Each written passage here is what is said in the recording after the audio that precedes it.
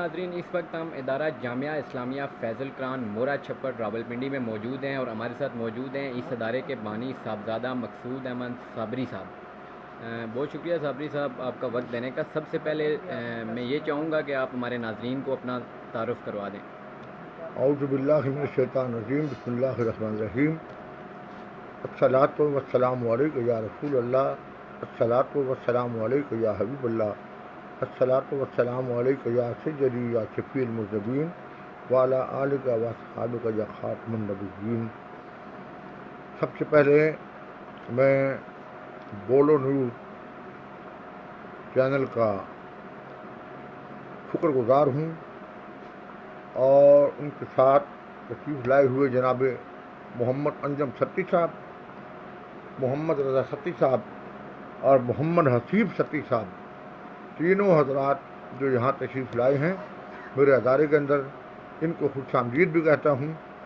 और उससे ज़्यादा इनका शुक्रगुजार इस बात से हूँ कि दुनिया के बहुत सारे कामों पर इनकी तवज्जो पहुँचती है, हर जगह ये पहुँचते हैं, लेकिन आज एक अहम दीनी फरीज़े के लिए यहाँ पहुँचे हैं। अल्लाह ताला इनको जज़ाए खैर अता फरमाए। बात यह है कि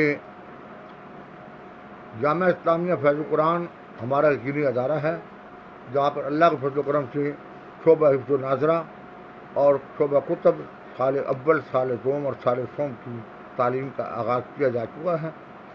इसके साथ साथ मेरी कोई 38 किताबें आज तक मुकम्मल कर चुका हूँ।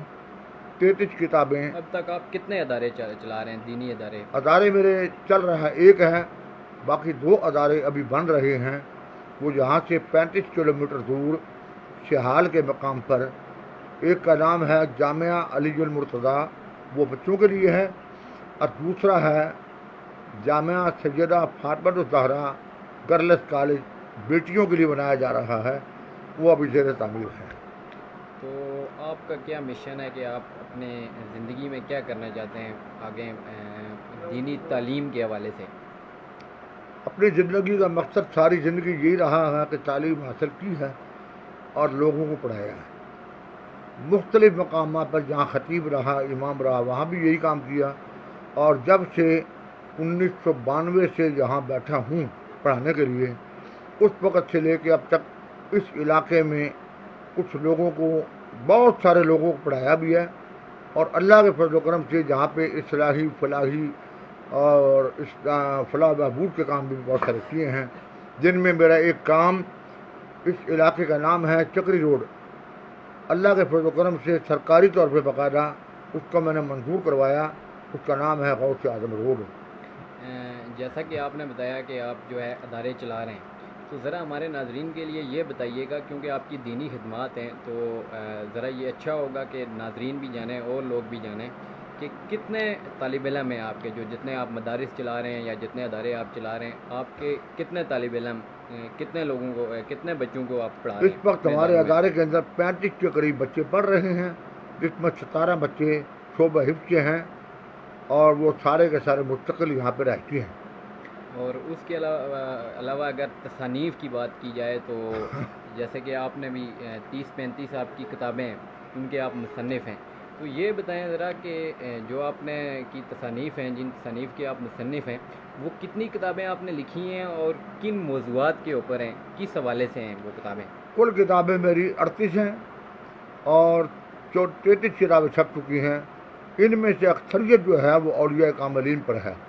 उसमें एक किताब बड़ी बर आज़म एशिया के अंदर कामिलीन की ज़िंदगी पर है। जी जी, उनके सवाने से आप पर। अच्छा। और उसमें मेरा सबसे बड़ा जो उसमें मेरा फोकस है इस बात पर है कि जिन औलिया कामिलीन को अभी तक मुतारफ़ बिल किताब नहीं किया गया, मैं उन लोगों को ढूंढ कर उनके अदारों में जाके, दरबारों में जाके, उनकी औलादों से मिल के, वहाँ से उनके बारे में मालूमात लेकर, मैं उसको लिख कर तहरीर करने के बाद 1200 औलिया अल्लाह पर मुश्तमिल एक किताब एनसाइक्लोपीडिया औलिया कराम के हवाले से शाया कर चुका हूँ। और वो एक मरतबा नहीं, मेरी खुशकिस्मती ये है कि मेरी ज़िंदगी में वो किताब 2 मरतबा छप चुकी है। अच्छा, तो साबरी साहब ये बताइएगा कि जो आप अदारे आपने जैसा कि बताया कि आप चला रहे हैं, इतने आपके शागिर्द भी हैं और आप सोशल काम भी कर रहे हैं, تو یہ جو فنڈنگ ہے یا آپ یہ کیسے چلا رہے ہیں، ان کی فائنینسنگ کون کرتا ہے، آپ کیسے چلاتے ہیں، آپ کے پاس فنڈز کدھر سے آتے ہیں، آپ کا کاروبار وغیرہ کیا ہے، یا کسی کی مدد سے چل رہے ہیں، لوگوں کے تعاون سے چل رہے ہیں، یہ کیسے آپ یہ اتنا نیٹ ورک چلا رہے ہیں؟ اس پر میری زندگی کا ایک بہت بڑا حصہ گزرا ہے. 50 سال کی میری خدمات ہیں. 50 سال میں نے زندگی میں دوست بنائے ہیں، دشمن نہیں بنائے. اور جتنے دوست بنائے ہیں وہ دین کے معاملے بنائے ہیں. میں اپنے اکثر دوستوں کو یہ کہا کرتا ہوں کہ اگر آپ میرے ان دینی معاملات میں معاون نہیں ہیں تو میرا آپ کا کوئی تعلق واسطہ نہیں. تو یہ دوست احباب کے تعاون سے کام چل رہا ہے، جس کو آپ کی زبان میں کہا جاتا ہے اپنی مدد آپ کے تحت. یہ کام جو سارا اس پہ چل رہا ہے. اور کتابوں کی زیادہ پرنٹنگ کا کام ہے. اس میں کئی مرتبہ دوستوں سے قرضہ لے کر کتاب چھاپ کے مارکیٹ میں بھیج دیتے ہیں. وصول ہونے کے بعد ان کو قرضہ واپس کیا جاتا ہے. اور بہت ساری کتابیں ایسی ہیں جو پبلشر حضرات خود چھاپتے ہیں اور ہمیں اس پہ 10% رائلٹی ملتی ہے.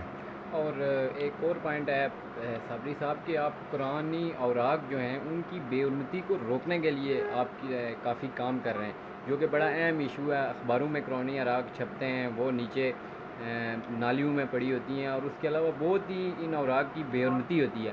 تو اس حوالے سے آپ نے کیا اقدامات اٹھائے ہیں، چونکہ آپ نے یہ بیڑا اٹھایا ہے یہ ایک نیک کام کا، تو اس حوالے سے آپ کیا کر رہے ہیں؟ میں اس معاملے میں 8-10 سال سے سخت پریشان تھا، اذیت کا شکار تھا کہ قرآن پاک کی بے حرمتی مسلمانوں کے ہاں اس انداز سے ہو رہی ہے کہ یہودی بھی نہ کر سکے.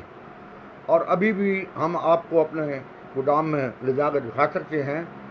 170 قرآن پاک ہمارے پاس پڑے ہوئے ہیں جو بالکل صحیح ہیں، اور لوگوں نے ان کو اٹھا کے ڈمپ میں ڈال دیے یا آگے پیچھے کوڑے میں بھر کے کسی بچے میں بھیج دیے.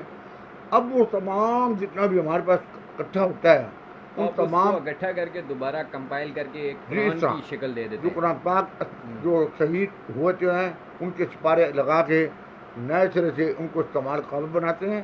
لیکن جو اوراق ہیں قرآنی اوراق، ان اوراق کو ہم ایک قرآن محل بنایا ہے پہلے، ابھی بن چکا ہے، اور اس میں باقاعدہ اس میں وہ جو اوراق ہیں ڈالنے کا کام شروع ہو چکا ہے.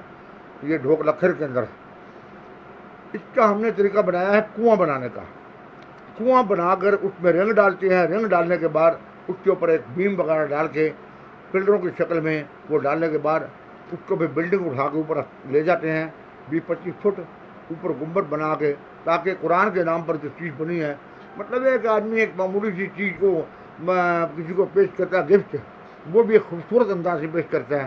وہ ہم نے جو اللہ کے پاک کلام کو حفاظت دینے کے لیے ایک خوبصورت گفٹ یا ایک خوبصورت چیز بنائی ہے.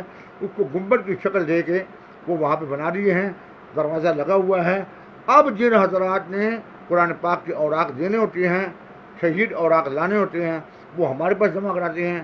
ہم ان کو چھانٹی کر کے صرف قرآن پاک کے اوراق کو اس میں ڈالتے ہیں.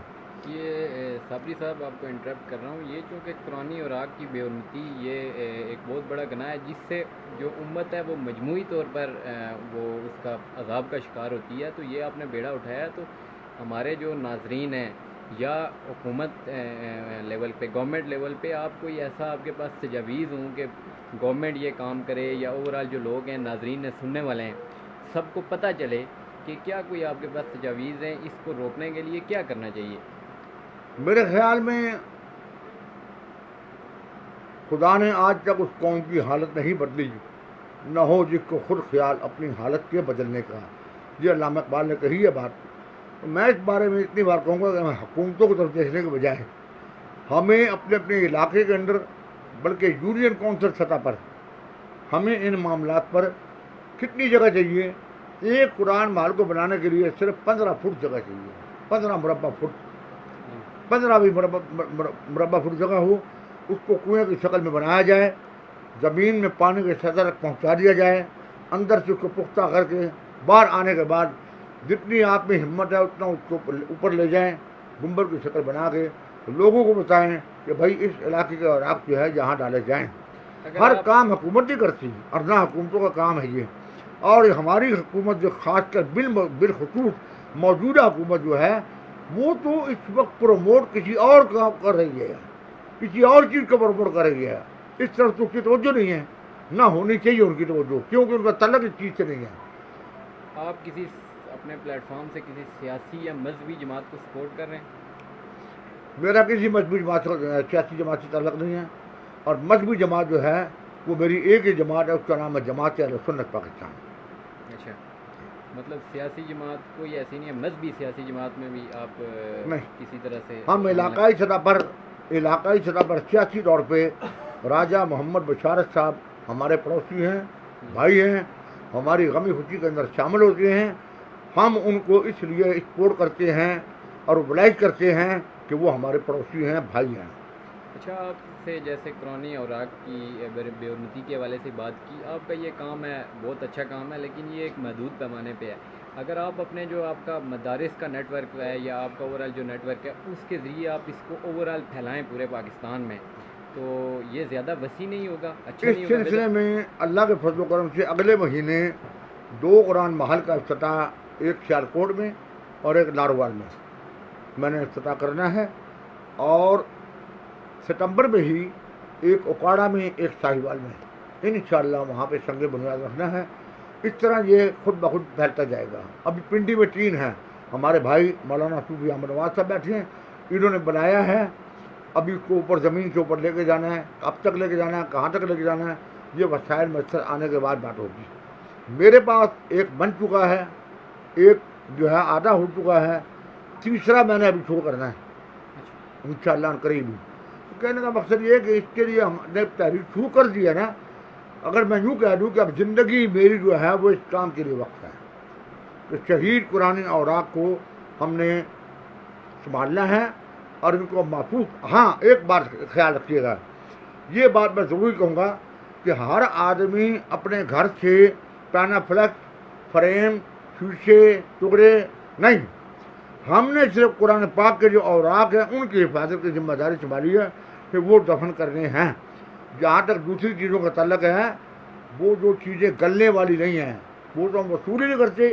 جو دینی کتابیں، دینی اوراق ہیں جن میں قرآن و حدیث لکھا ہوتا ہے، ان کے لیے ہم نے ایک مشین ملتی ہے جو کاغذ کو ریزہ کر دیتی ہے، وہ پتہ لگا ہمیں وہ کوئی 50,000 کی ملتی ہے، وہ اس قسم کی انہیں 10-15 مشینیں خریدنی ہیں۔ اس میں وہ ڈالنے کے بعد جب وہ ریزہ ہو جائے گا وہ ہم اپنے قرآن محل میں ڈال دیا کرتے ہیں اس کا پورا۔ بہت شکریہ جی۔ ناظرین، ہمارے ساتھ صاحبزادہ مقصود احمد صابری اس ادارے کے بانی و محتمم موجود تھے۔ بڑی سیر اصل گفتگو ان سے، بہت شکریہ۔ اگلے پروگرام تک مجھے دیجیے اجازت، اللہ حافظ۔